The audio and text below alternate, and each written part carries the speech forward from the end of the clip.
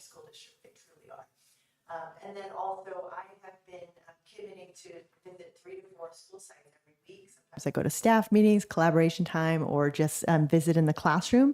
I'm looking for our welcoming, engaging, safe schools.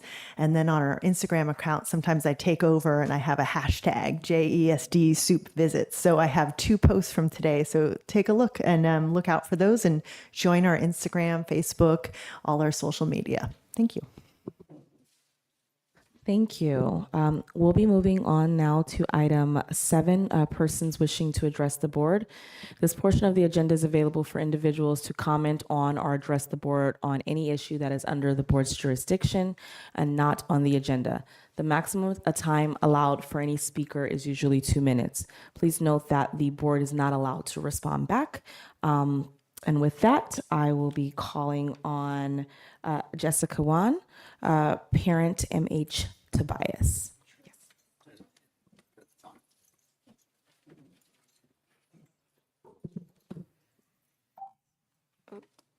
Push the button. Oh, okay. Thank you. It's a bit tall. I hope you can hear me well. Can you reset the timer, actually? Sorry. Technical. Dear trustees and supervisor, thank you for having me here. My name is Jessica Wen. I'm a parent of a 4th grader at the Marjorie Tobias Elementary School. I'm going to share our family stories and firmly believe that many families like ours that are impacted by the same situation. Our daughter is currently on the wait list of the after-school program. That being said, we have to pick her up at 3 p.m. on regular days and 1:30 p.m. on minimum days. I'm working full-time in San Francisco, and my husband is a small business owner in Daly City.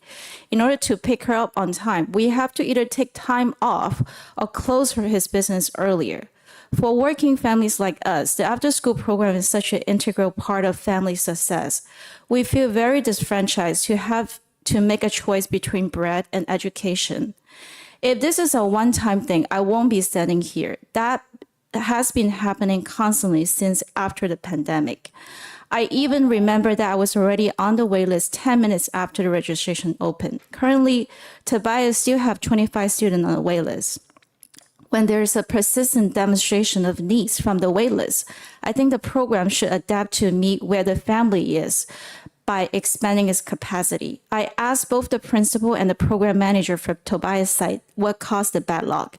It seems to be that the bottleneck is the program cap at 125 slots, citing for safety, spacing, and quality program standards. While the 125 students are receiving safe and quality program, let's not forget the struggle of the 25 students that are still on the wait list. Let's not forget that represents 20% of the students that need the program at Tobias, but not getting it. And I hope the board, who is the advocate for justice and equitable public education system, can investigate the waitlist issue and competency of the after-school program providers and address the needs from your student and his family. And I look forward to working with you to make sure no child is left behind. Thank you. Thank you, Ms. Wan. Yes. Are there any other speakers? Okay. Seeing as there's not, public comment is now closed. Superintendent, as we mentioned, we cannot respond back, but if possible, we'd like you to look into this, investigate into it, and obviously get back to Ms. Wan, and then obviously report back to us. Thank you.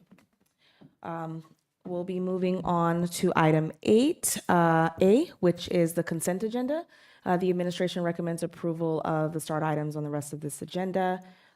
Is there any comments or removals or edits? If not, I will entertain a motion. I move that we approve the consent agenda. Second. There's a first and a second. Can I get a roll call, please? Mr. Rashba? Aye. Mr. Ali? Aye. Ms. Jordan? Aye. That was unanimous. We will now be moving on to item 5A, which was the ethnic studies presentation that was moved earlier.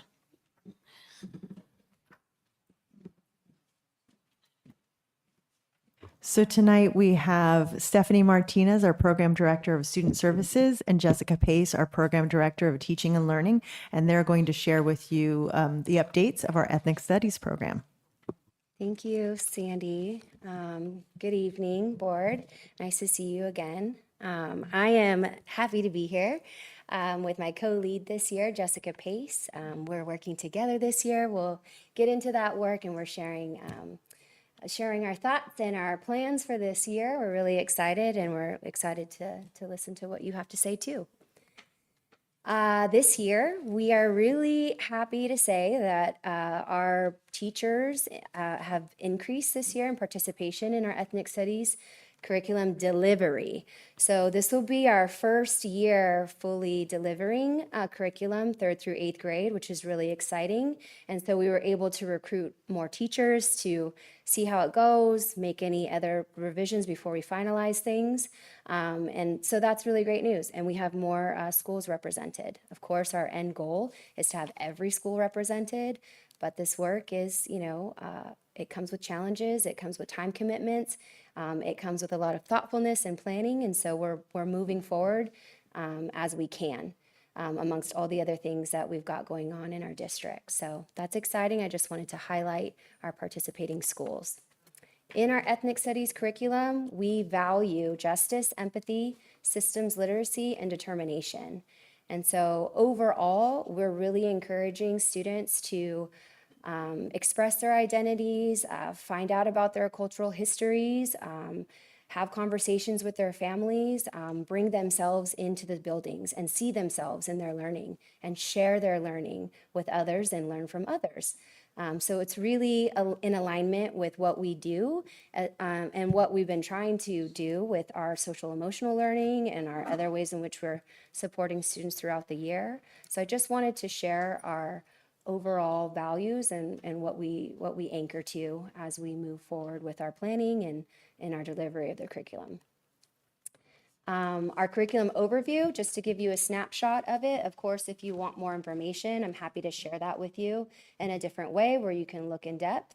But based on our vision and what we've been excited to do based off of your recommendations in ethnic studies and the work that you would like to see in our schools, we're upholding our belief that we want to follow the standards of self, system, social movements, and solidarity. And I really want to emphasize solidarity. I think sometimes there can be misconceptions about what we're doing with our youth and teaching them about, but they're really bringing a lot of the information in, and we're only allowing them to navigate through decision-making and learning and finding what their own beliefs are based off of what families bring into their lives and then what they bring into our school communities. So we're really trying to create solidarity and create a community where everybody feels like they belong, even if we have differences. Our elementary units, we like to highlight local history because that is something that we don't always get into with our students. We have some components of California history and United States history in our elementary units, but again, as I said previously, we're still the overarching theme is self-system, social movements, and solidarity within those contexts. Our middle school elective courses that have been created are our 6th grade ethnic studies identity course, our community art course, and our leadership and action course. So those have been completed courses that are now fully developed. And so that's really exciting. It took us a while. And so it's really great to see us here at this place. And again, this is 3rd through 5th in the elementary. We're not yet engaging in K2 yet. Our continued work and work that we plan on delivering this year is every school is delivering a 6th grade ethnic studies course. That is what we can do at this point in time. A lot of things go into a teacher being able to teach a course with credentialing, training, commitment, and the way in which schedules work. So we're really excited that it is being delivered in all 6th grade and all of our middle school schools. We're also delivering 3rd through 5th. Last year was a developmental and pilot stage. This is an implementation year. So we're going to see how it goes and really learn with the committee and those who have joined us this year to deliver the curriculum. We're also continuing our district-wide team meetings so that we can all come together and learn together as a group. It's really great to see elementary and middle school teachers coming together so that we have a continuum of curriculum, and seeing that collaboration has been really amazing, and seeing their personal development has been also just an honor to be a part of that journey for them too. Also seeking out resources and materials, and Jessica will talk about that in a little bit, but we're sharing resources of what we've already, got from our past trainings. But this year we really want to look at what other districts and counties are doing so that we can learn from them too. And, we're not just trying to make everything up as we go. We really want to learn from others and the good work that they're doing. And then we're working on teacher onboarding. And these are teachers that are really committed to teaching the curriculum this year and have some sort of background or have had some sort of experience or are willing to put in the extra time after school to get to know the curriculum and deliver it with us this year. So what's new for this school year? I'm excited to have joined the committee and be co-facilitating with Stephanie. Both of us together will be able to provide more support to more teachers at more sites as our ethnic studies program is expanding across the district. This year, we'll be supporting our ethnic studies teachers to be doing classroom visits of one another so they can go in and see other ethnic studies lessons happening here in JESD and have some collaboration time during the school day. So we're really excited about facilitating that process for them. Our 3rd through 5th grade teachers are ready to launch their curriculum, and they have worked so hard this past year to put together their resources and their lessons. And so this year they'll be teaching and then making those tweaks and adaptations that they feel necessary before we start scaling up and having more 3rd through 5th grade teachers participate and start having access to these resources and using them on the daily. Stephanie and the Ethnic Studies team hosted an administrative training back in June to just onboard all of our admins and catch everybody up on all of the wonderful work that's happening in ethnic studies. And our plan is to keep that leadership support going in the coming year, whether it's through AC, meeting in a memo, or some of our channels for supporting our administrators. But for some of them, ethnic studies might be new or newer at their school site, and we want to make sure they have the support that they need to help support their teachers with the ethnic studies program. And then we're really excited, as Stephanie started to talk about, our team is going to be joining some local and statewide ethnic studies professional development opportunities, begin networking with collaboratives. The first 2 that we have already got membership in would be the Ethnic Studies Collaborative through San Diego County Office of Education. They are hosting monthly Zoom meetings for all interested participants, and we have several of our team members, including Stephanie and myself, who are going to be participating in those Zoom meetings and really learning what's happening in California in the area of ethnic studies. What's also unique to the San Diego group is they have been doing a lot of work in kinder through 12th grade, and so we feel that it's a great place for us to network and partner with what's happening there. And secondly, we're going to be working with UC Berkeley History Social Science Project. They've launched Bay Area Ethnic Studies Collaborative. This is super exciting work because they have 4 different strands that they'll be offering. And so we open it up to our ethnic studies teachers to participate. All of the sessions are after hours. If they participate, they're able to receive a stipend. So it's really nice to have some compensation for our teachers' time. And they'll be networking with Bay Area folks who have some common interests. So the first strand is Foundations in Ethnic Studies, and that's hosted by UC Berkeley. The second strand is supporting multilingual learners in ethnic studies, and that's led by San Francisco State. And then the third strand is ethnic studies integration into K-12 social science, and that's led by Alameda County Office of Education.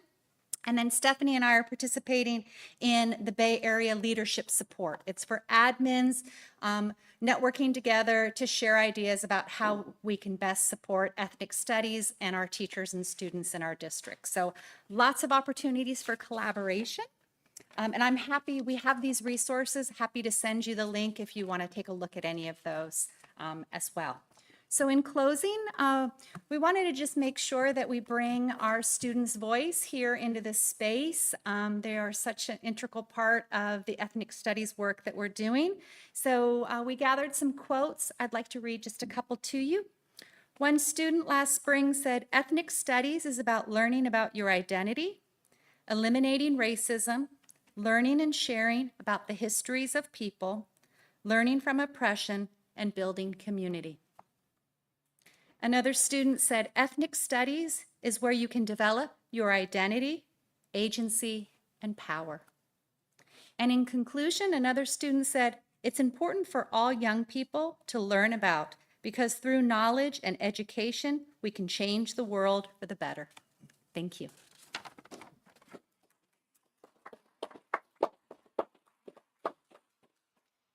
And you really can't tell. I purposely didn't put the grade levels, but you can't tell who's a third grader or fourth grader or a fifth grader. That was nicely done, and thank you so much for that presentation. Are there any comments or questions from fellow trustees? So first of all, thank you. This has been a long process. Excuse me. So I have a couple of questions and comments. So first, I'm going to talk about the things that I like and give you your accolades. So first of all, it sounds like you said there's actually more teachers now who are teaching. And I know a couple years ago, or maybe even last year, you were saying you were losing teachers for this program. So how many more teachers do you have? And do you have what you want? We're looking at 21 right now. Whoa. I okay. know. That's That's great. also Yeah. due to our teachers who have been sticking with us this entire time. Okay. And really recruiting and sharing what their experience has been like. Great. Okay. Thank you. And then, and also you're saying that now we're doing this for 3rd through 8th grade. What were the grades before?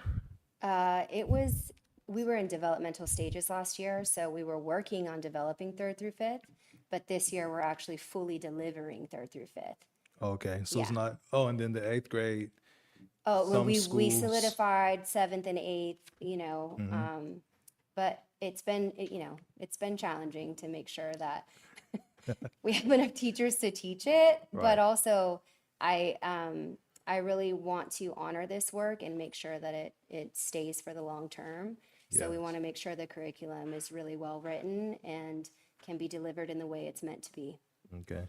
And that's my next comment is kind of just a nuance that I know that there's, a national push for a ethnic studies curriculum, but also remember that we approved this before Yeah. that curriculum. So I like seeing the word, thank you. The word curriculum is fine, but is there a way we could somehow put the word program in there somewhere or whatever word you all want to use? Because I don't want to micromanage, but I would like us to be able to just make a distinction that although we do support the consultants who are developing that model curriculum, that we also just have our own program. So, and then are there opportunities to identify some other activities? So I think you kind of brought up some other things that you're going to do that are not just instruction. I think you talked about, you said resources, materials, and then collaborating with other districts. But I'm just thinking, are there other activities that we could identify that we're already doing? For instance, the Youth Cinema Project, and to somehow correlate that with our ethnic studies program. And then I was just wondering also how much of this program and curriculum being led by the consultants now, or have they already handed it off to us? It's been handed off to us, so Okay, it that's another really thing too. feels great to hold it on our own this year. And I've been very impressed by our team and just seeing their excitement and their collaboration and empowering them to be the leaders of this work has been amazing. Okay. And then is it, I mean, are there any, and this is more a question for Superintendent McCulick, are there any PR plans for some of these things that we're talking about right now so that we can get the message out there? Yeah, we can definitely have our Volair come out and maybe do some videos or even just snapshots of work that we can showcase. Absolutely. We need to let them have work to showcase. Right. But yeah, we can definitely add that in. Okay, thank you. Thank you for your suggestions. Great presentation. Thank you for your work and leadership on this program, which I am really proud of that our district has led the way. I was wondering if you could give a couple examples of like projects that students have done. This seems like such a great opportunity to do, projects over a few weeks in this area. Yeah, I can give one example. There's a really fun activity in the elementary age level where they do luggage of life, and they talk about what their luggage is, and they present. Some of them present in a story type way with pictures and examples from home of what represents them and their family and their history. Some of them I have seen where they make almost like a model, and they have a road where they've traveled and where they stopped and where maybe their family has lived before, and it's really a great experience. And one of the quotes is about learning from each other, and it helped build community in the classroom. And so it's really great to see that. I mean, I feel like there's so much that happens in the middle school stage, but that's one example. And I'm also happy to share a little bit more so you can see or send you guys examples. There's self-portraits, there's just different things that kids get to express in artistic ways too. Yeah. Thank you. And my other question was about the credentialing process. Since the ethnic studies program is relatively new, is it different from credentialing in other areas? And is the goal really to get like every teacher in these grades credentialed so they can incorporate this as part of the curriculum, or to have specialists at each school that might offer it to multiple grade levels? Yeah, I feel like we've been grappling with this for 3 years of because there's not really a legal requirement in the middle school or elementary schools yet for this curriculum to be delivered. So from what I know, multi-subject credentialed teachers can teach it in the elementary, and then in our middle school, Brent always helps me out with that. We make it happen if the teacher wants to teach it, but we have been grappling with how to best sustain this work. It's complicated. We've spent days as a team with teacher input of what would be the best way to recruit teachers, train teachers. If there's no specific credential of ethnic studies required in K-8, how do we go about this in the best way to sustain? And that, because we're working with other credentials, that means those folks haven't been trained on ethnic studies. They just have enough to be able to teach this content. But of course, we would love to have, people who've gone through an experience or have a program, but that's just not where we're at yet. Yeah, go ahead. I think this is a good opportunity because when I was in my undergrad, one of my minors was ethnic studies. And at that time, there was no clear pathway to teaching ethnic studies. So now that we have that, there's probably, I would say, dozens of local people who have degrees in ethnic studies that might be interested. So I think this is a good opportunity. Maybe like Volair could get involved in that too or something. I don't know. But in local people, and you mentioned SF State. I mean, this is where ethnic studies started, was in SF State, and also at Berkeley High School. So a lot of people don't know that as well. So anyway, I already said it. So.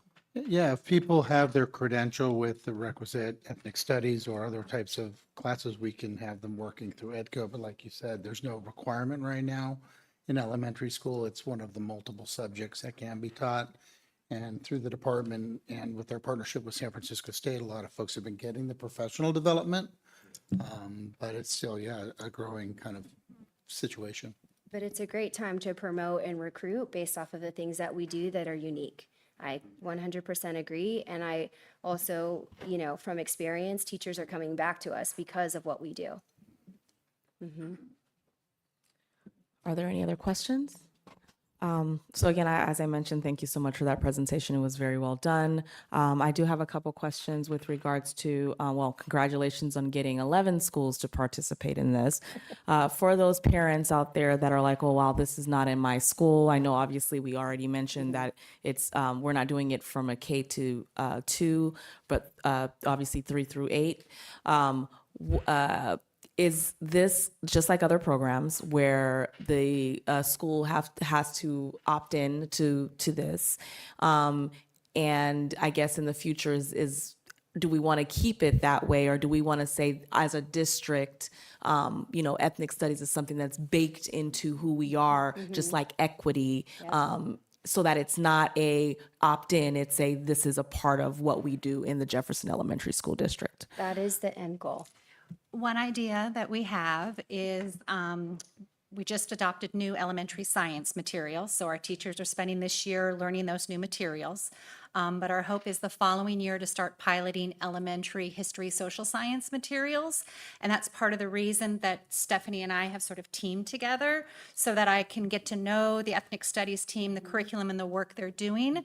So the following year, when we move forward to start that pilot process, we can bring that ethnic studies lens and many of those teachers into that decision-making group so we can start to think about what are the adopted programs and how does ethnic studies and the work and the lessons that we've created work together. And that's part of the reason that the 3rd, 4th, and 5th grade teachers picked those themes, because those are the standards for history, social science. Of course, we're adding in layers with ethnic studies, but really trying to make that connection so that as we're doing that work of adopting a new program, layering in our ethnic studies, as we roll out then the following year a new program, they go hand in hand and everyone receives sort of that same dual package of material so that it'll spread. So that is our hope and our dream. It's what we're working on, and we will keep you all posted on how that develops.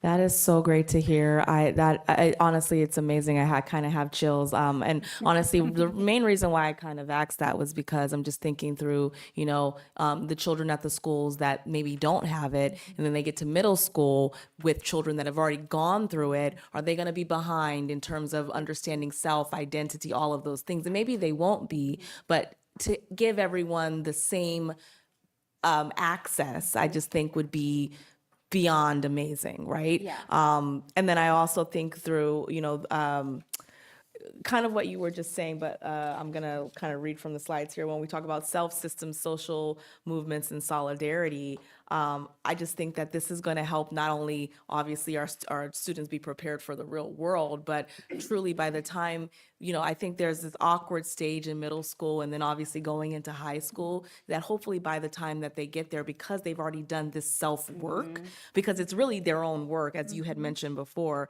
hopefully we start to see some of the things that happened in the pandemic kind of slip away from like a mental standpoint, because I think all of that kind of accumulated either pulls down someone's self-esteem or the way they can move through the world. And so having them start at such a young age, even though it may seem too much, as you see, you said 3rd graders were making these statements. It's amazing what children think through and how they pass through the world, and giving them the ability to do that on their own, I think is the foundation of why I think at least I'm on the board, and I think the rest of us are as well. And so I just want to commend you for sticking to that and ensuring that we're able to move our students in a way that they will hopefully succeed beyond being in our school district. So Yeah, in life.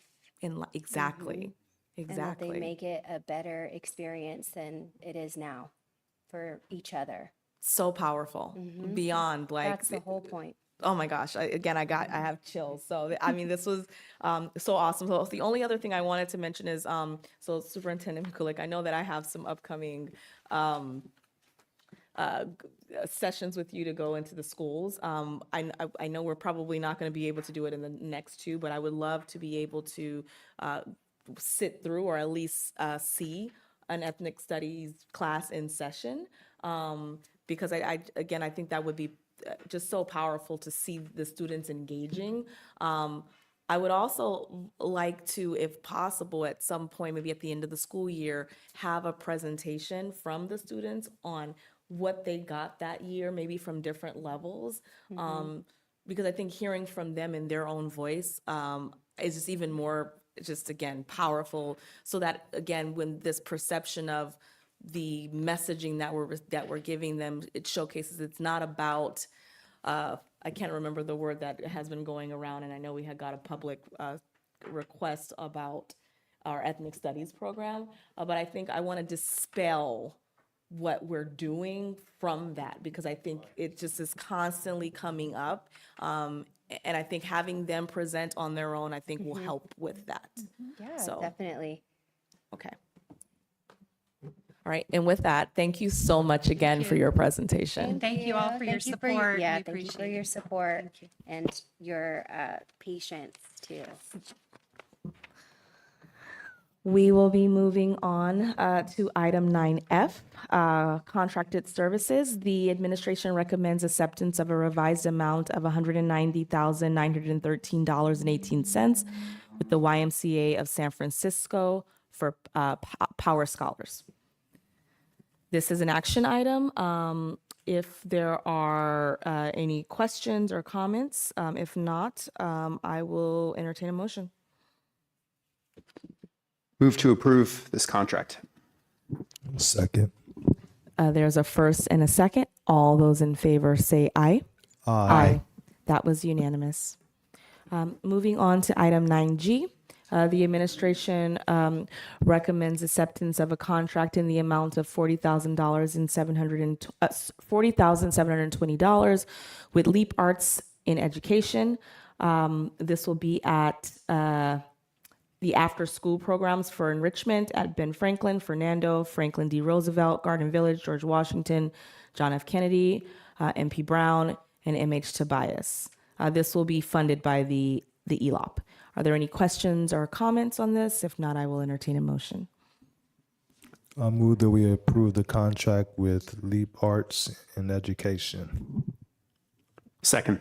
There's a first and a second. All those in favor say aye. Aye. That was unanimous. Moving on to item 10L, fiscal year 22-23 unaudited actuals. Assistant Superintendent of Business Services, Mr. Laro, will present the district's unaudited actual financial statements, and the administration recommends approval of this for fiscal year 22-23. Good evening. Time does move fast. I feel like the last time we talked, we were just talking about the enacted budget, but Yep.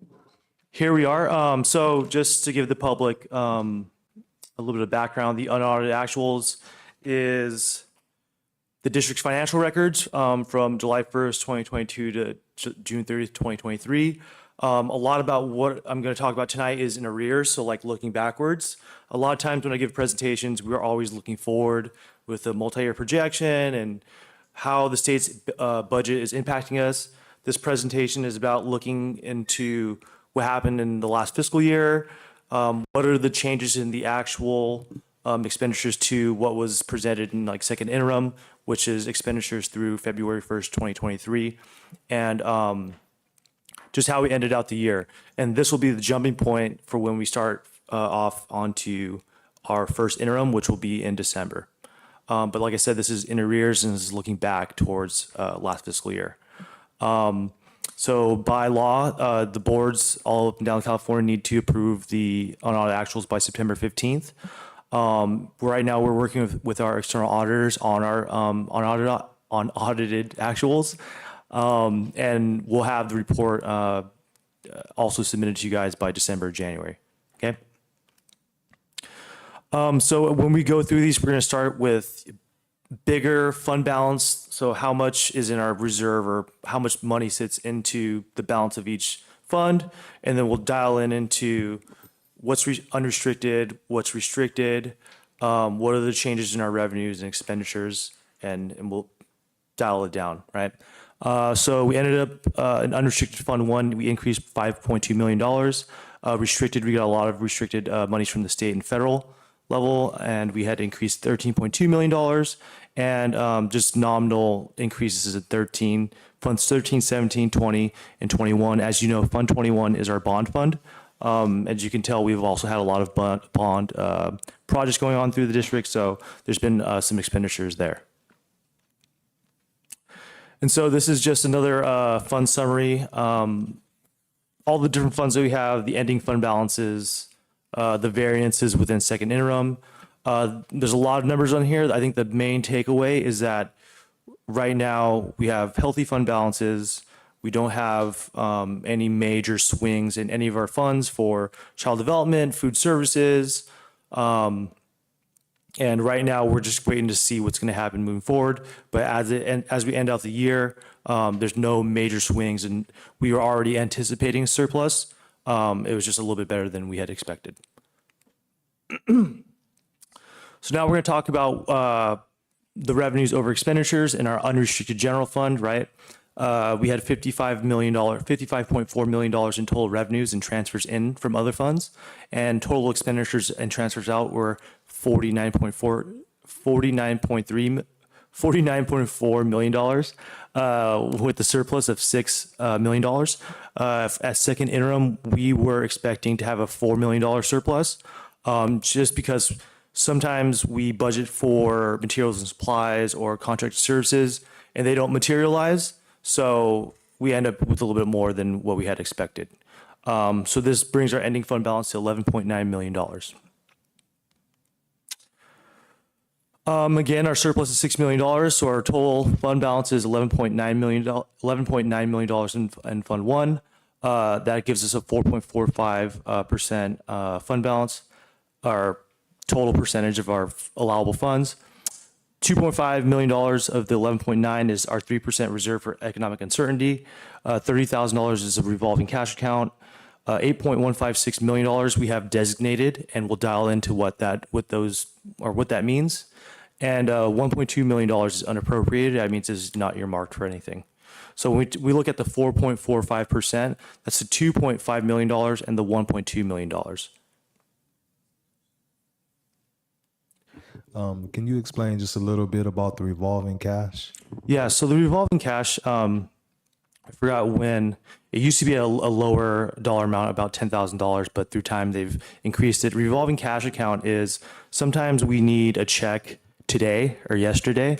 And what we do is, and a lot of times it happens with our capital projects. So let's just say Department of State architects or the city, they need a $5,000 check for the permit yesterday, right? So in order to not hold up a project that costs a couple $1 million, we're able to write a check for that amount and then categorize that expense towards, usually from bond funds, to replenish the $30,000 revolving cash account.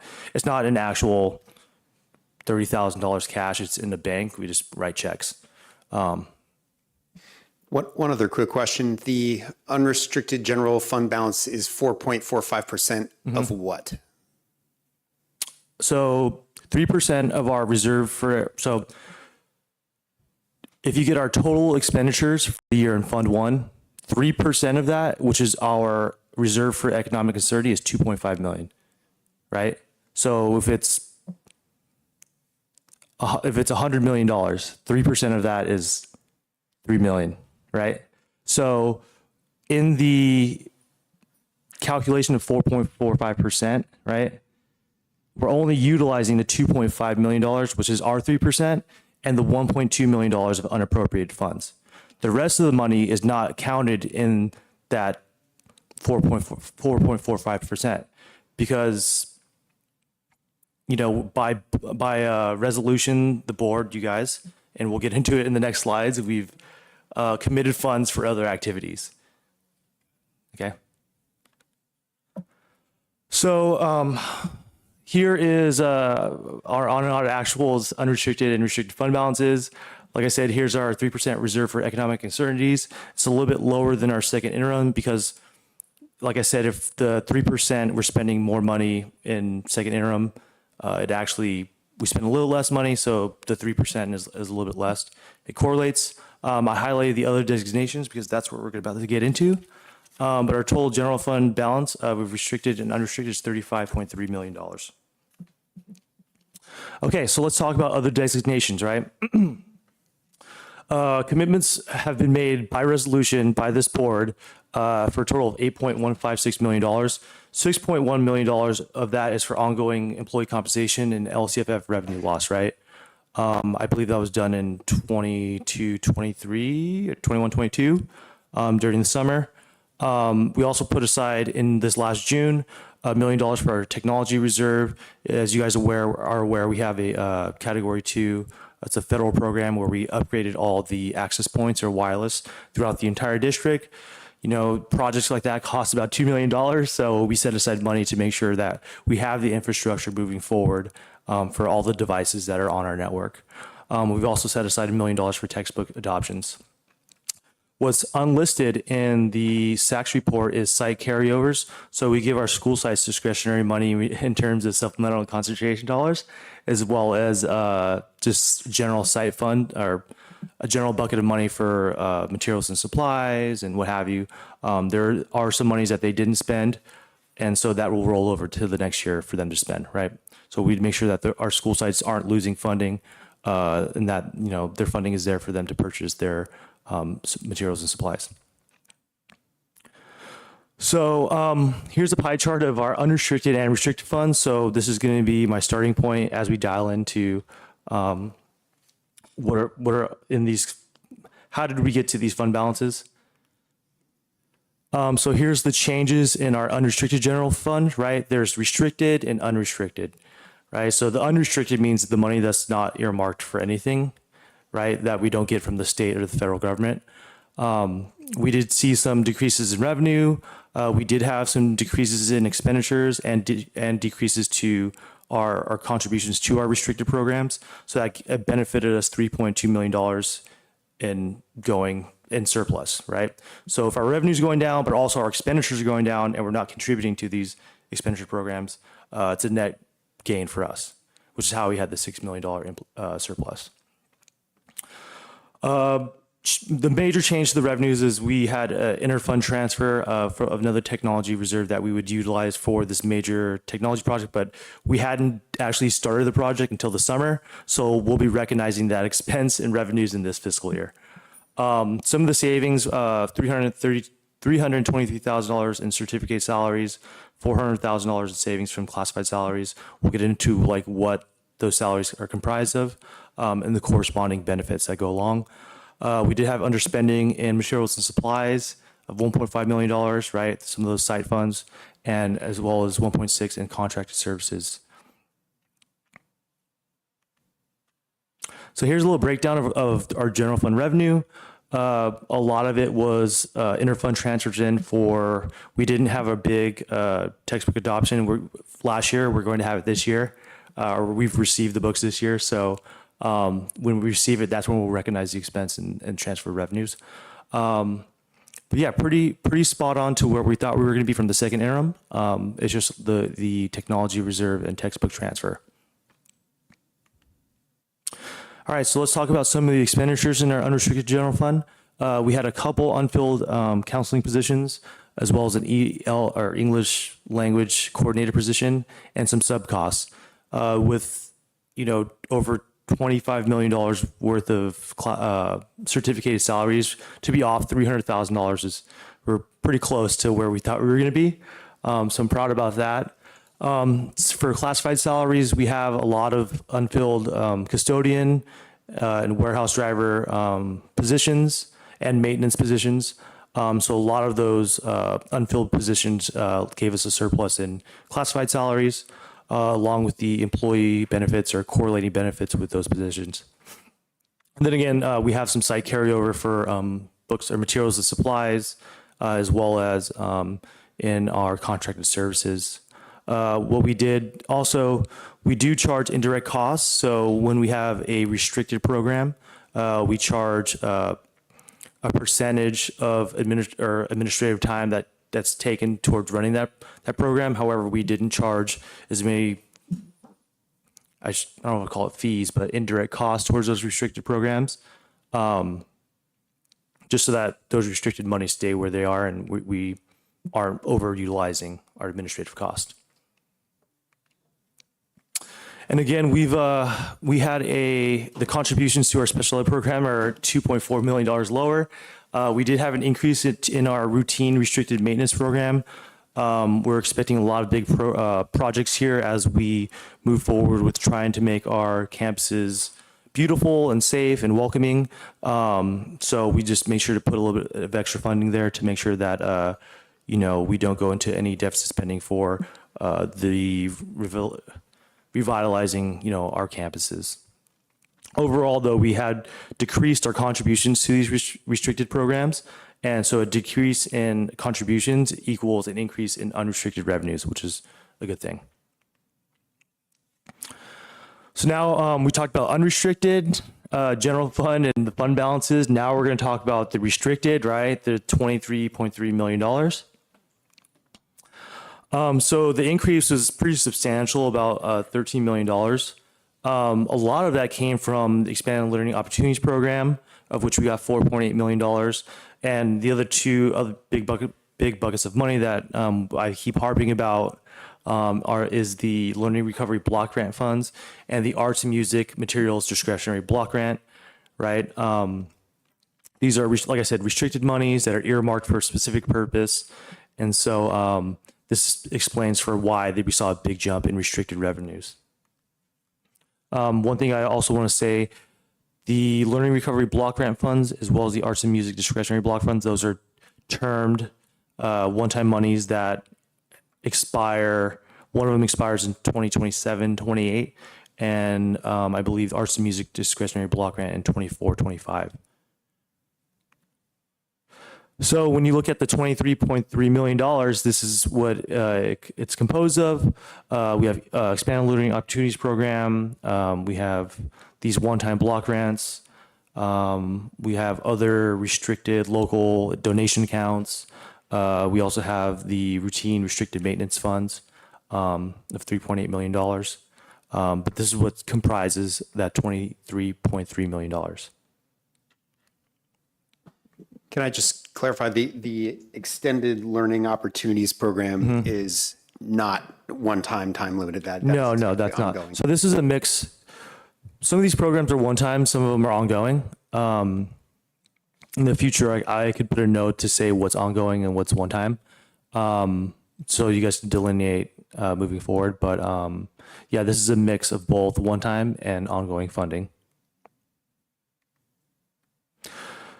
So we've talked about the restricted general fund. We also have learning loss mitigation funds in terms of ESSER monies that we had received. That's not tracked in the fund balances because if we don't spend it or receive it, then we haven't quote unquote earned it.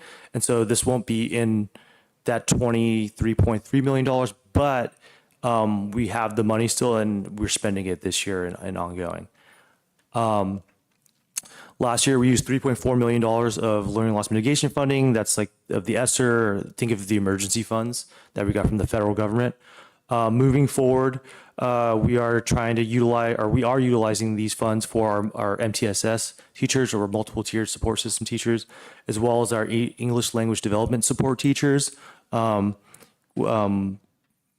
decided that a lot of the students, or we're trying to focus in on those students that are struggling and to give them the support that they need.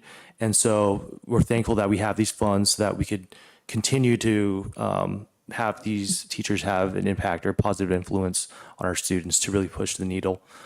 We have a lot of contracts for mental health supports, a lot of great things that Ms. Martinez is doing. All of these things are tied to our ESSER 3 plan, which supports mental health and additional supports for our students. Other things that we spend money on is our itinerant subs, and Mr. Valenti here can attest to how much those itinerant subs are well needed in our district. So it's a little bit small here. This is a breakdown. It's a lot. is a breakdown of all of the different fundings that it's not going to be in that $23.3 million fund balance, but we keep a running track of how much money we have in these restricted programs. Some of these are one time and some of these are ongoing.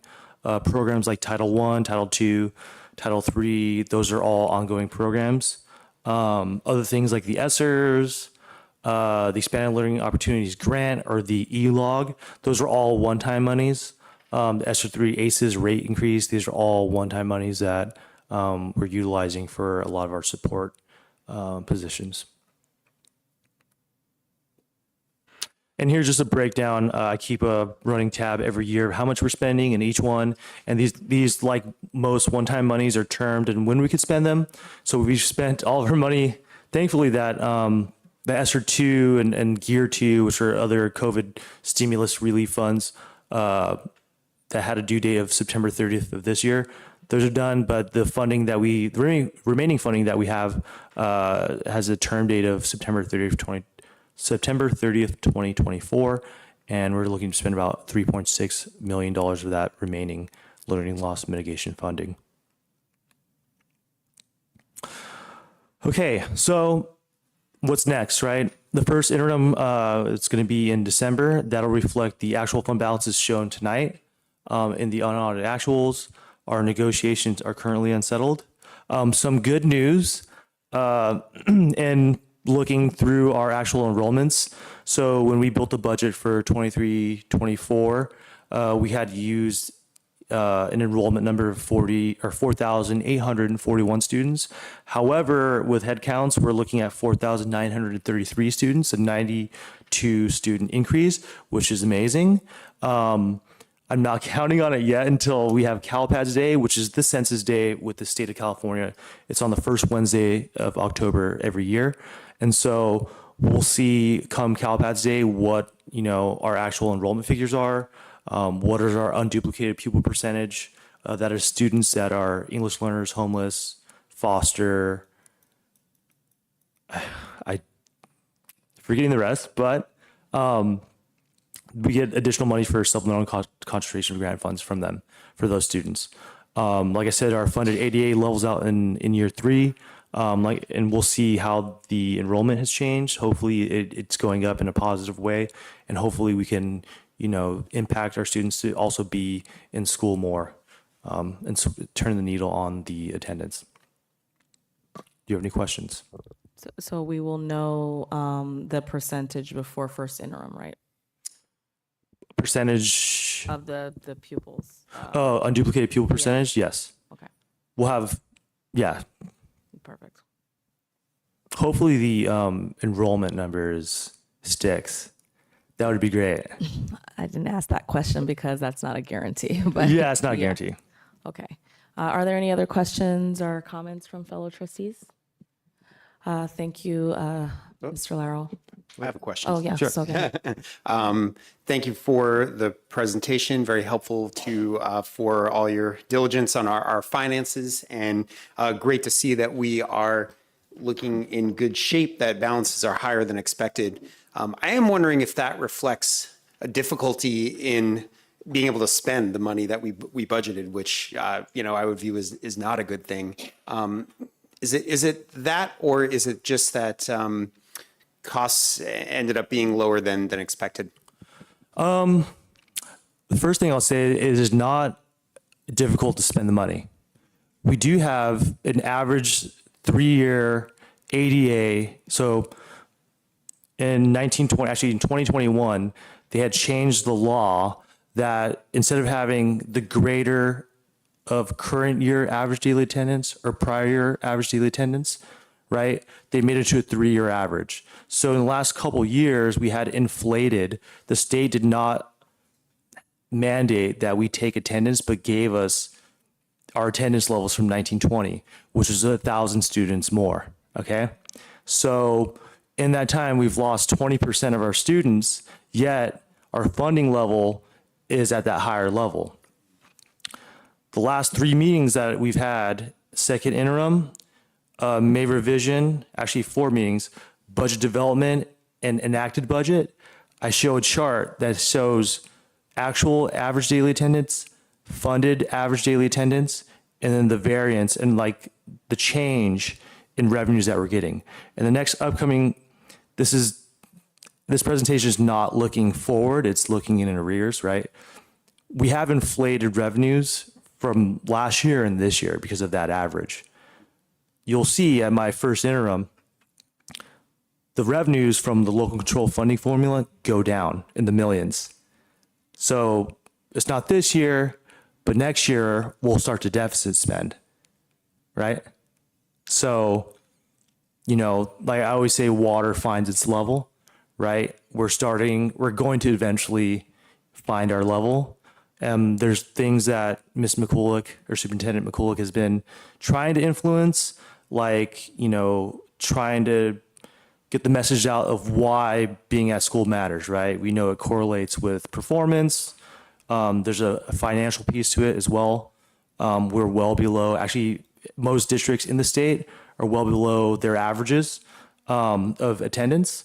And so if we could move the needle on that, that would greatly benefit us, as well as having, you know, I had a little glimpse of hope that, you know, I budgeted for less students, but if we have more students, that positively impacts us. We budget to spend all of the money every year, right? But like I said, the last 2 years, the state has given us a lot more money, but we're also getting money funded on an elevated student level, of which we don't have. Yeah. Going back into my previous presentations, there's a chart or a table that shows the changes in revenue. I invite anybody to go back and revisit that. And when, you know, after we settle negotiations and true up into first interim, you'll see that swing. Yeah. Thank you. That's helpful. So we'll enjoy this position we're in now, but know that we've got to be vigilant. And I just had two other specific questions. How much does a textbook adoption typically cost? And I was also wondering about the maintenance, you know, from last year, if that is like an average, if we can expect that to continue, that level of cost, or if last year was an exceptional year for maintenance. So the first question was about textbook adoption. So textbook adoptions usually cost about $500,000. Now they're in the range of $650,000 to $700,000, depending on if it's a science one or if it's an English one, and all the different, I don't want to say knickknacks, but like all the other things that come with material, not knickknacks, but sometimes they come with a lot more, like, oh, we have science curriculum, but there's also all these different attachments that come along with doing projects and running, you know, supplemental materials. So it depends. You know, I think that we know those are coming. Same thing with the technology. Like there's they come in their big chunks. And so in the years coming when we don't have, you know, $1 million to carve out of our budget, we have a reserve that, you know, helps us maintain, right? The second question was, so routine restricted maintenance. I think this last year we had 3 roofing projects. Each one of them are almost $1 million each, right? So if we do a painting job, right, at a school site, that's almost $1 million. Usually it comes with fixing the doors, fixing the windows. Most of the schools in the state of California are on average like 50 years old, sometimes older, right? So for us, it's important to foster a conductive learning environment that's positive and well maintained. So, you know, for us, it's important to put that money aside to make sure that we're trying to maintain and keep up with it, especially living so close to the ocean. There's a lot of salt in the air and it's very corrosive. We were actually just on a call earlier about having to fix our servers and some of the cameras because of the environment that it's in. So was last year exceptional? Could we expect the same level? Oh yeah, I mean, forward? Yeah. We have to do it in stages, right? if we were to do everything everywhere all at once, it would take up, more than $3 million. A lot more. So thank you guys. Thank you. Are there any other questions? Thank you, Mr. Laurel.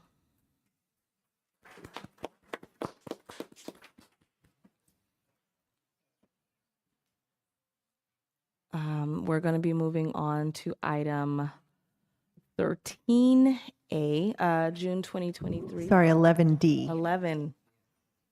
Oh, I missed that. Sorry. Thank you. 11D, the provisional internship. Sorry to interrupt. Yes. There should be an action on this item. I forgot to note Oh, yes. it in yours. Apologies. Yes. That was my So fault. there is an action on item 10L. Are there any other comments? If not, I will entertain a motion. I move that we accept the unaudited actuals for 2022, 23. Yep. I have a first. Is there a second? Second. There's a first and a second. All those in favor say aye. Aye. That was unanimous. Moving on to item 11D, the administration recommends approval of multiple subject provisional internship credential for the 23-24 school year for Tiffany Coles while she completes her credential program at Cal State Teach in fall. 2023, Ms. Cole will be teaching TK at Woodrow Wilson.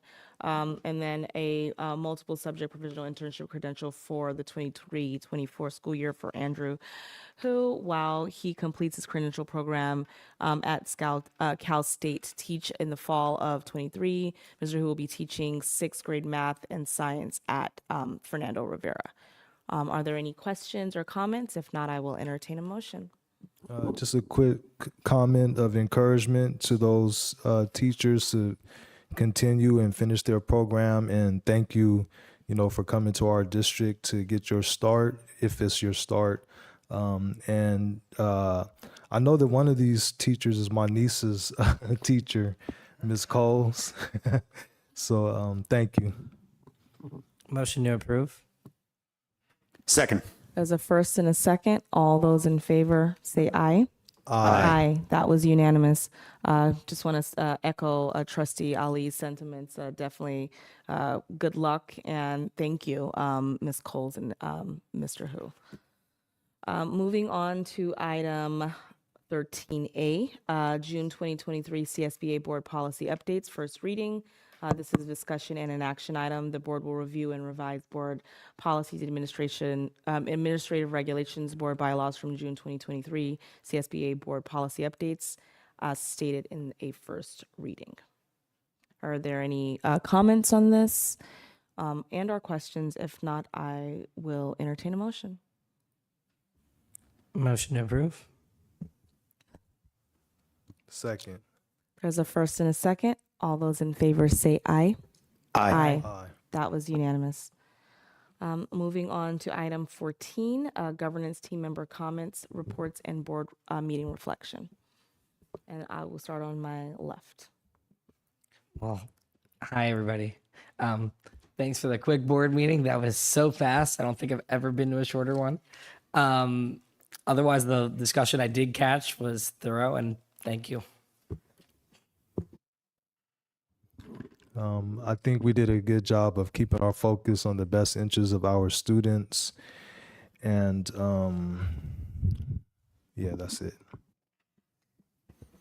I agree with the comments of my fellow trustees. Thank you for the inspiring presentation about the Ethnic Studies program. It was really great to get into the detail and learn about that.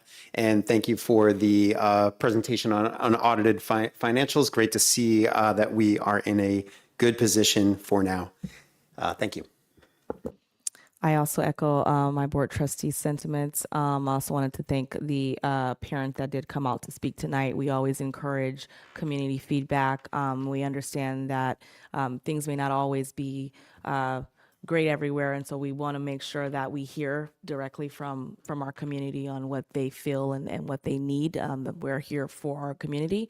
I also, when Assistant Superintendent Laurel was speaking about the maintenance at our sites. I think that's something that we've heard from families, especially during the time where we had lots of rain and wind, and so I do understand that the costs are high. I know one of our schools, we had a classroom that was out, and so obviously I can imagine how much that cost us, and it was urgent. And so the fact that we're putting the safety of our community and our students at the forefront obviously knows it sends a message that we care, and it obviously is in the fabric of who we are as a district. So I just want to commend everyone that has put forth the efforts to make that important for our district. So with that, I would like to move to persons wishing to address the board on closed session items.